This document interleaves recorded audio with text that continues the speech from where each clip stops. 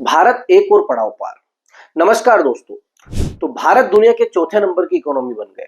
Recently Bharat ने Japan को पीछे छोड़ दिया। इंटरनेशनल मॉनेटरी फंड या आईएमएफ के अध्ययन में पाया गया कि 2025 में भारत की इकोनॉमी जापान की इकोनॉमी से बड़ी हो गई और अब भारत से आगे केवल 3 देश हैं, जर्मनी, चीन और अमेरिका।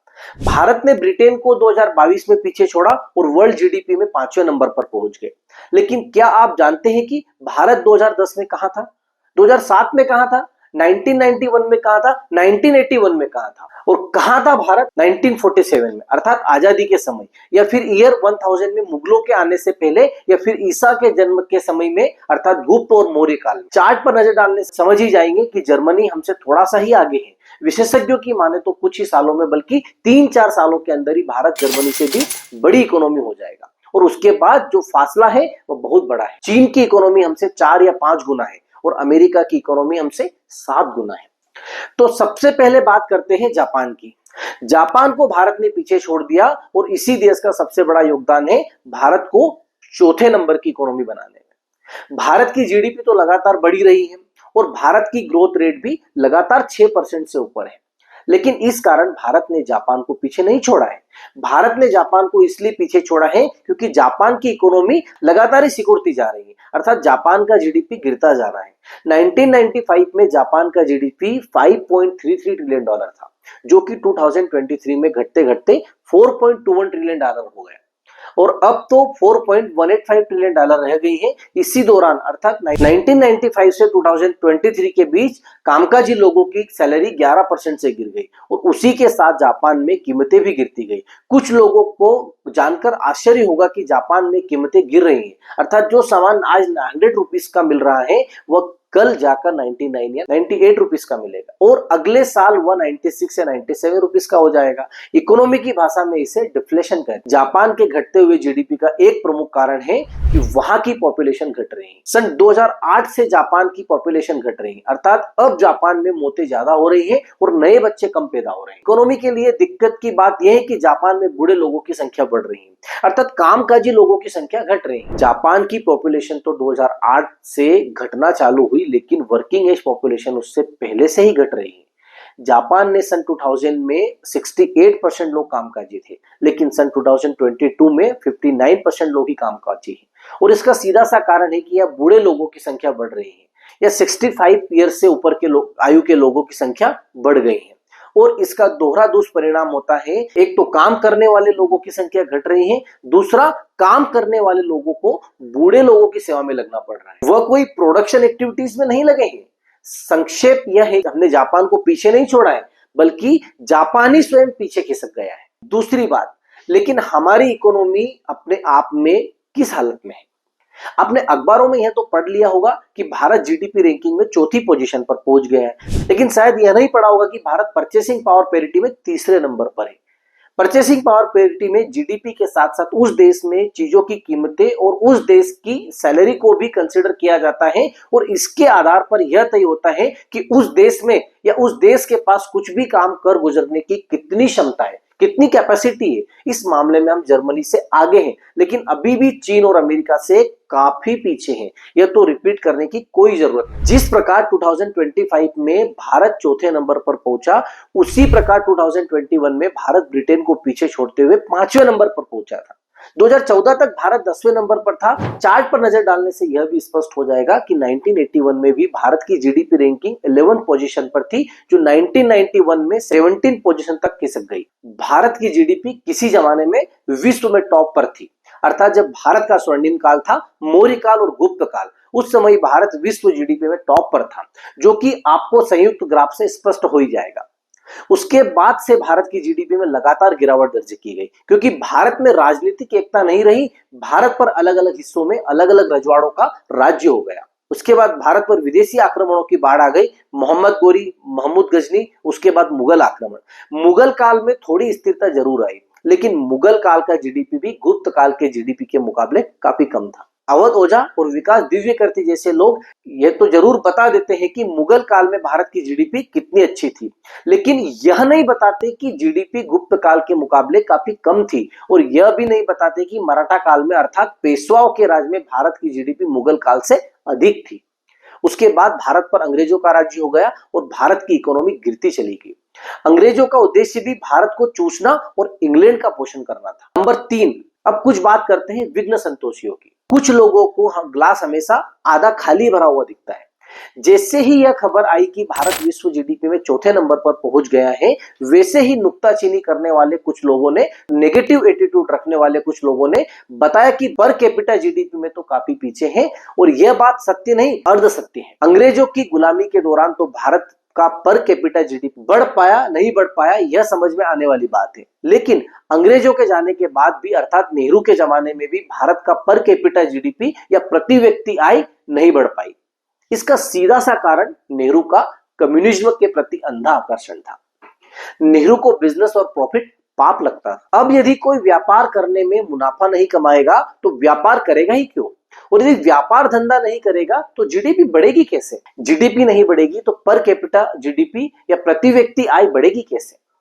नेहरू के जमाने में सरकार ने ही सारे उद्योग धंधे लगाना चालू किया, लेकिन ये लगभग सारे के सारे ही घाटे में जा रहे थे। जब इस बात के प्रति उनका ध्यान आकर्षण जेआरडी टाटा ने किया तो नेहरू ने कहा कि मुझे प्रॉफिट के बारे में मत बताओ, मुनाफा बड़ा ही गंदा शब्द है। That was the word of Jawaharlal Nehru. Jawaharlal Nehru को यूएसएसआर का या सोवियत रूस का कोटा परमिट राज पसंद था।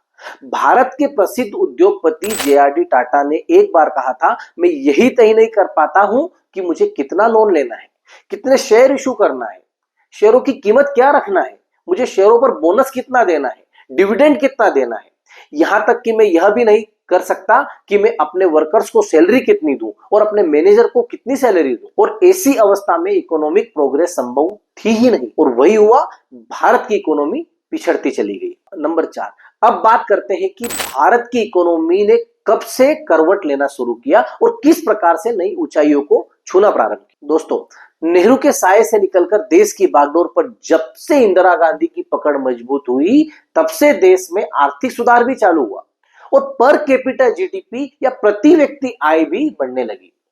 देश की अर्थव्यवस्था को नई दिशा देने में पीवी नरसिम्हा राव, अटल बिहारी वाजपेयी और मनमोहन सिंह जी की भी काफी सकारात्मक भूमिका रही, काफी रचनात्मक भूमिका रही। इकोनॉमी के प्रति इन लोगों का एक मॉडर्न एटीट्यूड था और आज भी कामोबेश वही आर्थिक नीतियां लागू है। लेकिन सबसे इंपॉर्टेंट टर्निंग पॉइंट आया 1991 में। तब भारत को सपोर्ट करने वाले यूएसएसआर या सोवियत यूनियन खुद ही बिखर गया। सद्दाम हुसैन के कुवैत पर आक्रमण के कारण गल्फ वॉर हुआ, पेट्रोलियम की कीमतें बढ़ गई और भारत के सामने बैलेंस ऑफ पेमेंट क्राइसिस खड़ा हो गया। तब आईएमएफ ने $1.8 बिलियन का बेल आउट पैकेज दिया था, लेकिन एक शर्त के साथ में, एक कंडीशन के साथ में। शर्त थी डीरेगुलेशन, अर्थात कोटा परमिट राज की समाप्ति। बोले तो उद्योग और व्यापार के लिए अनुकूल माहौल बनाना।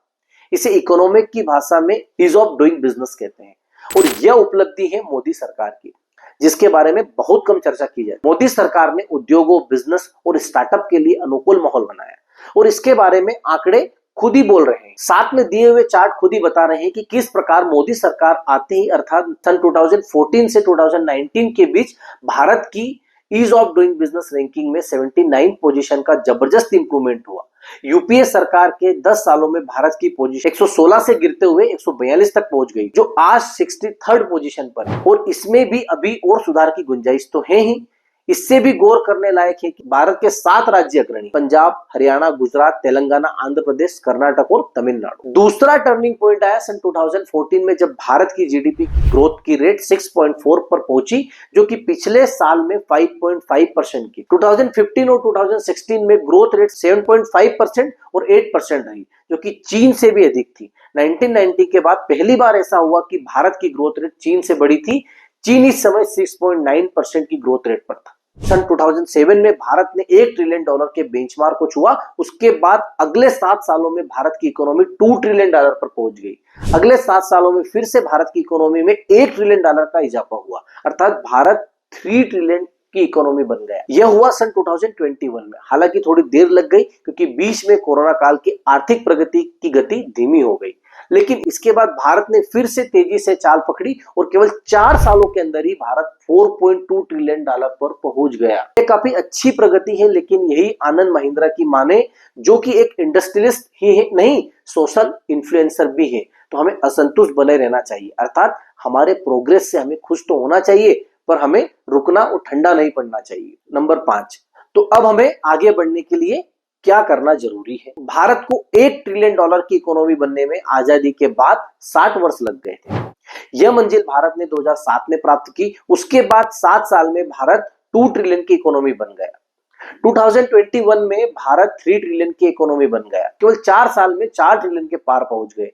आर्थिक विशेषज्ञों की माने तो अब अगला ट्रिलियन जोड़ने में भारत को 1.5 साल लगेंगे और हर 1.5 साल में भारत की इकोनॉमी में 1 ट्रिलियन जुड़ते जाएंगे। लेकिन यदि हमको दुनिया में टॉप पर पहुंचना है, अर्थात 10-15 सालों के भीतर चीन को पकड़ना है, उसके बाद अमेरिका को भी पछाड़ना है, तो हमको सिस्टेमिक और स्ट्रक्चरल सुधार जारी रखने पड़ेंगे। जैसे कि फॉर एग्जांपल अभी हम ईज ऑफ डूइंग बिजनेस में 63 नंबर पर है। पहले के मुकाबले सुधार तो है, पर बहुत अच्छा नहीं कहा जा सकता। इसका सीधा सा मतलब यह है कि अभी भी बिजनेस या उद्योग लगाने वालों को काफी परेशानियां झेलना पड़ती है।